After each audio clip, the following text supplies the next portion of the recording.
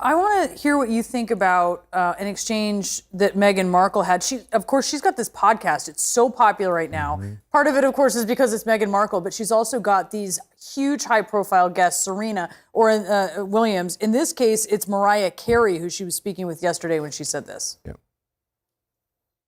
I think for us, it's so different because we're light-skinned. You're not treated as a black woman. You're not treated as a white woman. You sort of fit in between. I mean, if there's any time in my life that it's been more focused on my race, it's only once I started dating my husband.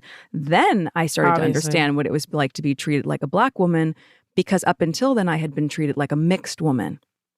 And things really shifted. You've talked a lot about this, Don, this concept. Yeah, well, look, there are a couple of things at work here. There's colorism, which I talk about. There's colorism in the black community. But there's also, this is also for people, in some ways she's saying that she had privilege. And so therefore it didn't apply to her because it never happened to her, right? She was a mixed woman. People didn't really know how to react to her. They didn't know if she was black or white, but she didn't get the full black treatment because people weren't sure that she was, black.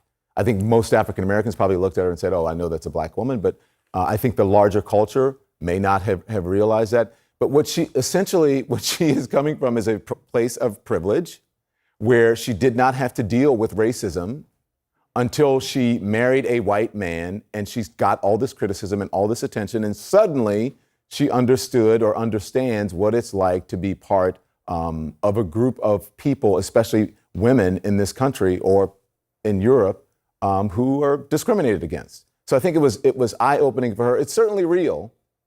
And, it's interesting. Mariah Carey has a very similar experience. I remember when Mariah Carey came about in the 90s, people didn't know what to do with her. In that podcast, she talks about even people not knowing how to do her hair, and the people who were in charge of her and trying to establish her as an artist didn't really know how to market her. Do they market her as a black woman? Do they market her as a mixed woman? Do they market her as a white woman? They didn't really know how to do it. So I think it's an eye-opening podcast, and I commend Meghan Markle for going there, even though it is a bit shocking that at 30-some years of age, she is just understanding what it's like to be a black woman in America. It's a bit surprising to me.